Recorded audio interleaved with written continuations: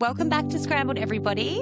This is part 2 of our interview with Cynthia, talking about perimenopause and menopause. It's interesting. I feel like we're such a generation of, in fact, it's all of us now because of the way that we consume everything. We're just so driven by instant gratification that we want instant results from everything. So we think, oh, we'll just supplement it, when really, if we are eating a good vast variety of different fruits and vegetables and proteins, we probably are getting a majority of what we need. We just need to focus on doing that with each meal. Yeah, and I think, this is where I think testing is helpful. So, like micronutrient testing, fatty acid analysis, this is where you can see, like, let's get granular. Like, I was shocked the first time I had one run on myself because I was like, I think I do a good job. And then you just realize that, it can be where your food is grown. It can be, how much is your gut absorbing? So, this is something that people don't understand. So, let me back up.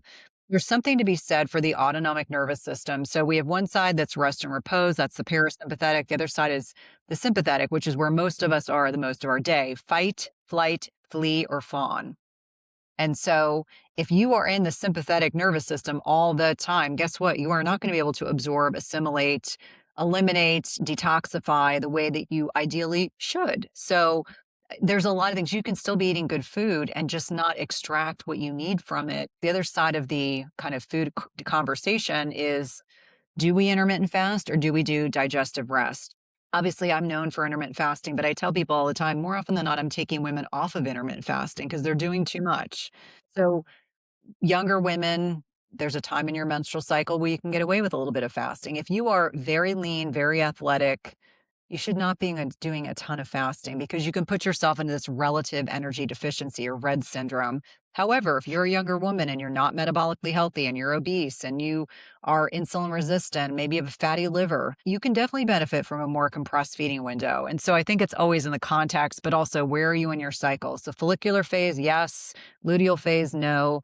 Middle-aged women, are you sleeping? Are you managing your stress? Are you eating enough food? I oftentimes can get women kind of out of that intermittent fasting mindset when I say to them, let's track your food for a week and see how much you're eating. A lot of them are not eating enough. And so I will say 100 grams of protein a day. Until you can get 100 grams of protein into your feeding window, 12 or 13 hours of digestive rest is completely fine. And do you think that underconsumption of food, is it just lifestyle, that we are too stressed and we are taking on too much and we're just not prioritizing meals? Do you think that's where that comes from? I think there's a lot of different reasons why this happens. As women are kind of getting towards perimenopause, we get shifts in digestion. And so with these shifts in hormones, smooth muscle contractility changes, nitric oxide production changes. I recall, not honest to God, 10 years ago, I remember saying to my physician, I was like, I just feel like I'm not as hungry anymore. Whether it's the loss of muscle mass, whether it's changes in digestion vis-a-vis these hormones, I'm not 100% certain because there's not like one indication that says it's one thing. But what I do think happens is women get busy, they don't eat enough. Maybe they get 2 meals in, they're chronically kind of calorically restricted, not even intending to be that way. And because they're not hungry for another meal, they're like disincentivized. And I remind them, I'm like, listen, you get to a point when if you kind of track your macros, I'm a huge fan of, like, not forever and in perpetuity, but get a sense, like, where's your litmus test of what you're eating? Some of these women are eating 600 calories a day and they're like, why can't I lose weight? I'm like, because your body thinks you're starving. And so there's this common kind of mindset around food that people, middle-aged women get a little weight loss resistant. They're like, if a little bit of exercise is good, more is better. If a little bit of fasting is good, more is better. If a little bit of food restriction is, I'm not going to eat any carbs. I'm just going to eat protein. I'm just going to, there's a very well-known physician who I really like, but he thinks that, we can all just get by eating like beef, bacon, and butter. And I'm like, well, that's great, but not every woman can just eat like fatty cuts of meat. Anyway, but the point of why I'm sharing this is that I think unintentionally, a lot of women get to a point where they've just whittled themselves down. So you would layer in with that changes in body composition that are already happening. Now the GLP-1s are here. I think they're the most powerful drug discovery of my lifetime. And I don't say that lightly. And unfortunately, I think we have a lot of people that under muscling, like that sarcopenic, they're thinner, but they've lost muscle. And it's a lot harder at this stage of the game to put muscle back on. So again, why I would say to younger women, make sure you're diligent about your protein intake. I know life gets busy. Like, I can certainly tell you the entire time I was when my oldest, who was born in 2005, my first 6 months back as an NP, I lost baby weight so fast. You wanna know why? I'm not proud of this. I worked a super stressful job, and I had the choice of pumping or eating.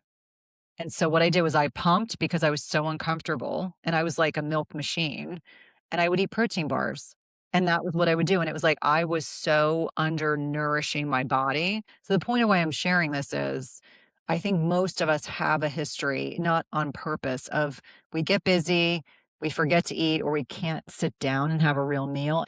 I would pump, I would have my foot up against a door, I would pump, I would eat a protein bar because that's what I had time to eat, and then when I was done, I would store my milk, and then I would go back to work and I would had my one protein bar that was probably, 250 calories. And so dropped baby weight. I'm not proud of that. I think about that now and I'm like, oh my God, we are so cruel to our working moms. Can we talk a little bit about, and I know that we have touched on many of these things in our conversation today, but there was some specific, I guess, symptoms of perimenopause that I have specifically been asked to ask about from women that are in this phase of their life. And I feel like you said before, there's hundreds of different symptoms and it's not a one size fits all. But these were the ones that kept coming up when I told people that I was going to be having a conversation around perimenopause and menopause. So can we just talk a little bit about these and what it is that's happening in our body that's affecting these things? So one is that weight gain, food cravings, and specifically I've been told it's not always for the best kinds of foods.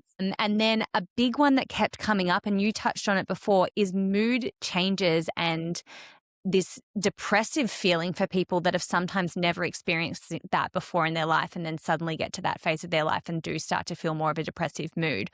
What's going on in our bodies with all of these different symptoms? Yeah, weight loss resistance is the biggest pain point by far, and it's never just one thing, it's multiple things. So, loss of muscle mass, so sarcopenia. Think of muscle as a glucose reservoir, but it's also what helps maintain insulin sensitivity. So, if you're a younger woman, the more muscle mass you have before perimenopause, the better off you will be. Number two, we get alterations in both estrogen and testosterone, which can impact body composition.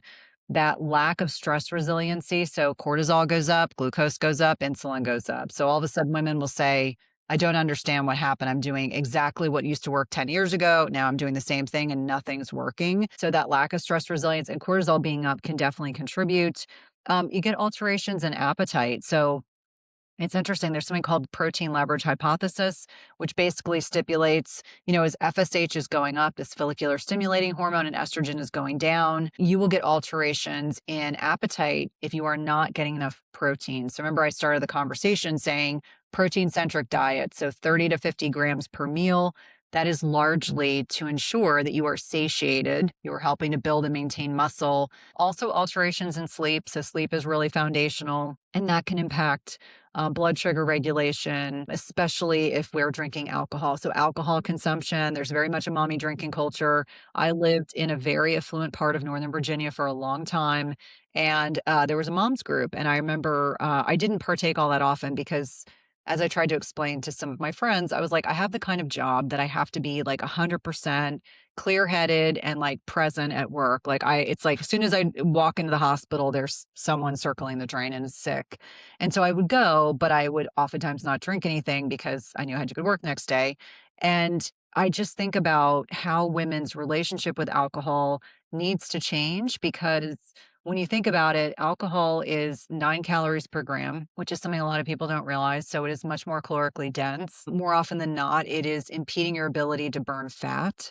And so, when women say to me, I drank half a glass of wine a night, or I drank half a bottle of wine a night, whatever the patient tells me, I automatically double it. So it's like someone's willing to tell me they drank a glass, it's probably more than that. It's like I'm not passing any judgment. It's just I know whatever they tell me, it's probably twice as much. And that was something I found to be the case, both in men and women. So I think those things definitely impact weight loss resistance. And there can be more than that, but those are kind of high points, or even meal frequency. Like, what did I used to tell my patients when I was a new nurse practitioner?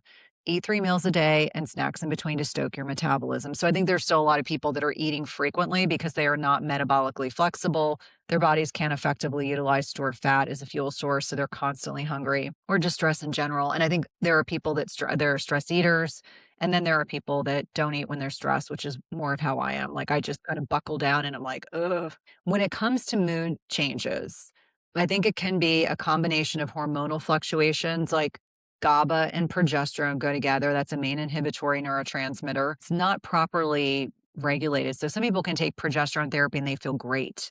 Some people take progesterone and they actually get excitatory, they get glutamate stimulation. And so it can make them feel wired and awake, like the complete opposite. And this is where sometimes they need to take it rectally or even vaginally instead of orally. On the other hand is estradiol, and it stimulates serotonin, melatonin.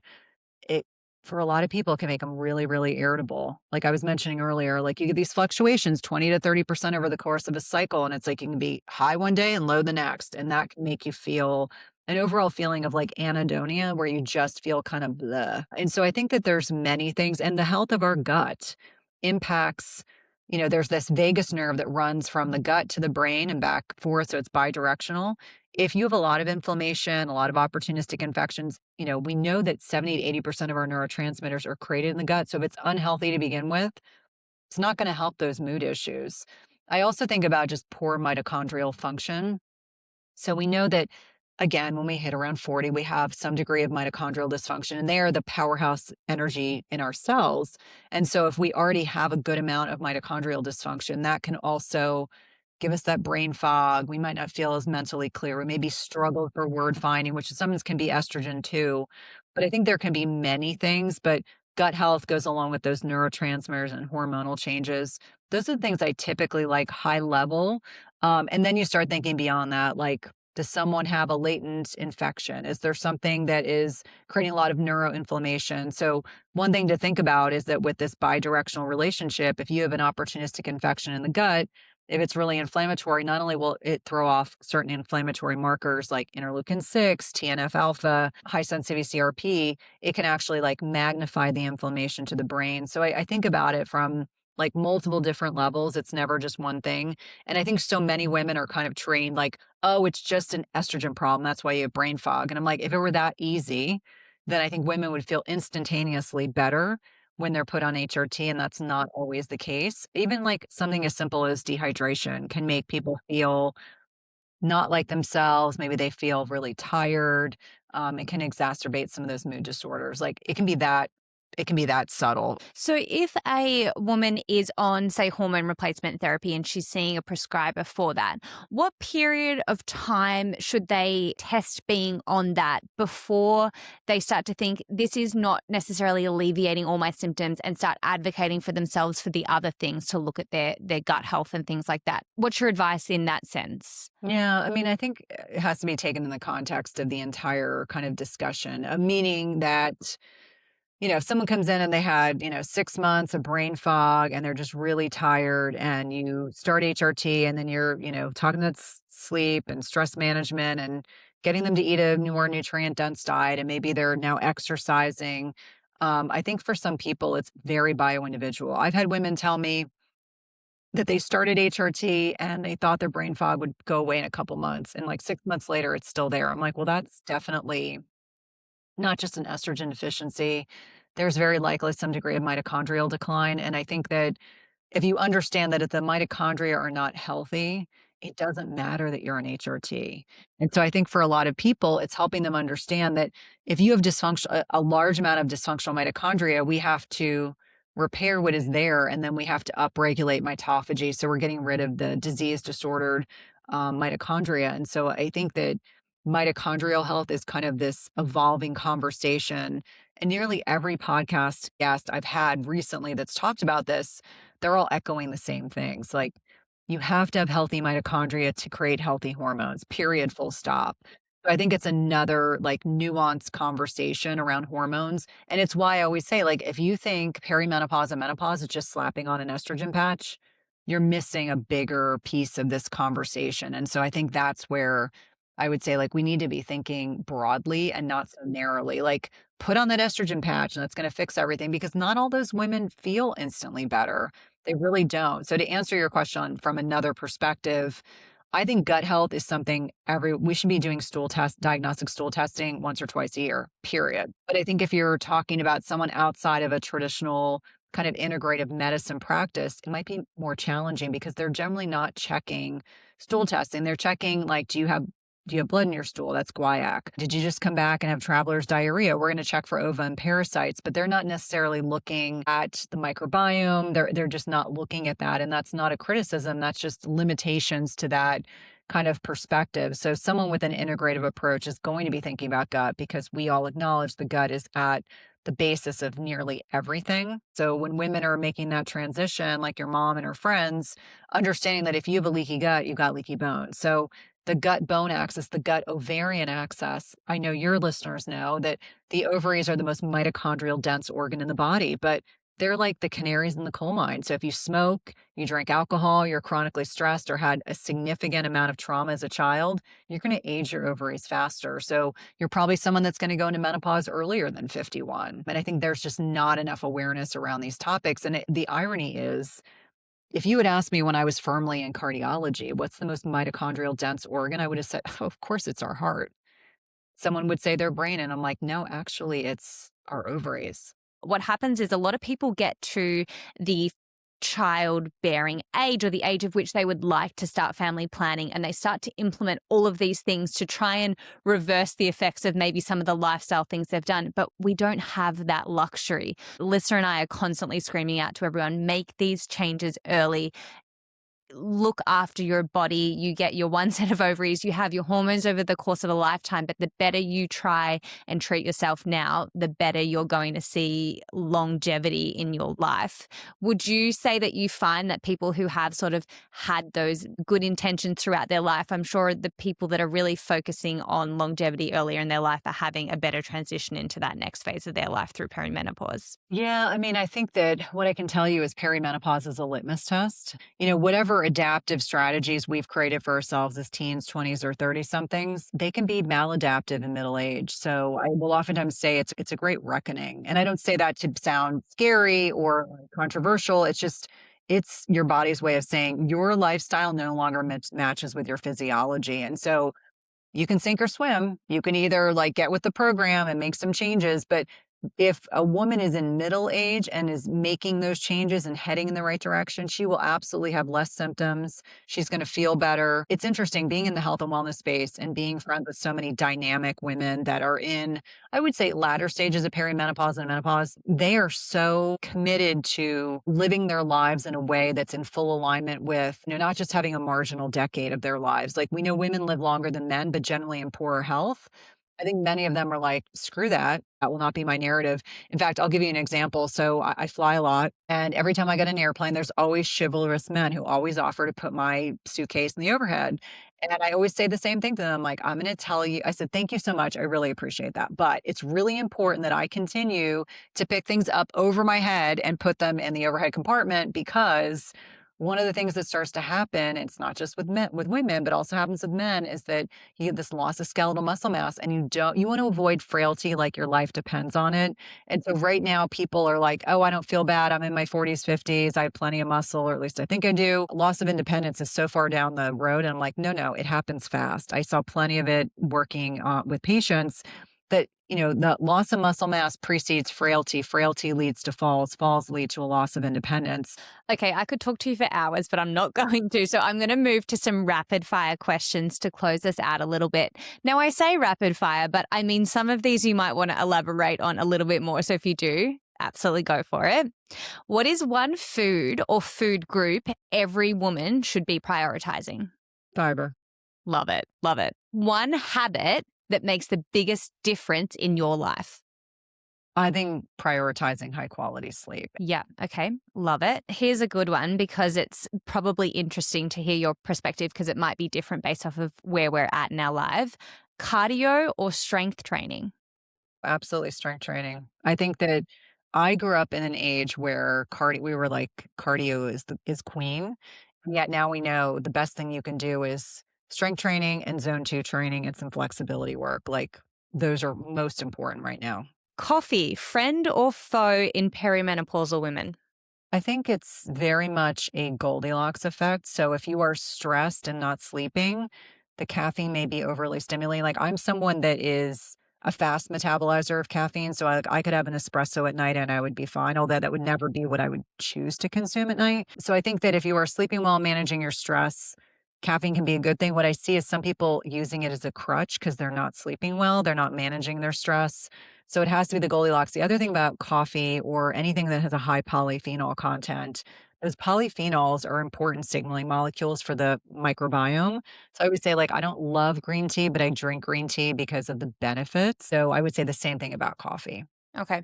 Interesting. What is one daily habit of yours that is a non-negotiable? You'll fit it into your schedule no matter the travel you're doing. It has to be there.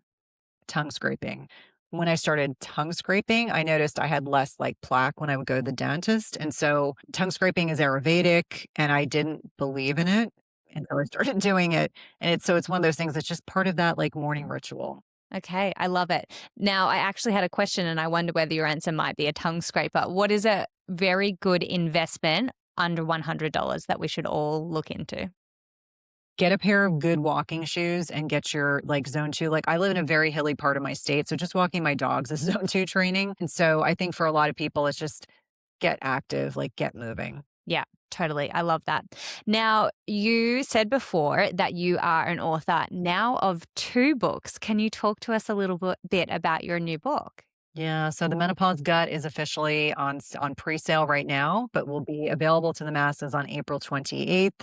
And I really think this is the missing link. I've been told the book is groundbreaking, that it is really investigating like a deep, solid science around the gut microbiome, but it interfaces with like every part of our body. So I always remind people that these gut microbes that we cannot see, there's 40 trillion of them, but it walks you through what the microbiome is, walks you through how our immune system ages, how our bone health is connected to the gut, as well as our ovaries. I walk everyone through like key strategies to support our bodies, really starting with that foundational, like I always say, major in the major: sleep, stress, nutrition, and exercise. And then we spend a whole chapter talking about HRT. Spent a lot of time talking about supplements because I know that that's something a lot of people are interested in, as well as diagnostic testing. And it's really a unique lens on this middle-age transition. But quite honestly, I was signing books over the weekend at a medical conference, and there were just as many younger women in their 30s that were just like, I just want to know what to do. Even though its name says the Menopause Gut, it is for all women, but really 35 and up, because that's where you start seeing those changes in hormones. And then we had a lot of male physicians that were getting the book because they wanted to better understand their patients. So I really think of it as it's the book I wish I had 10 years ago. It's a love letter to women. It's all the things I've really learned over the past 10 years, and certainly the thing I'm most proud of professionally.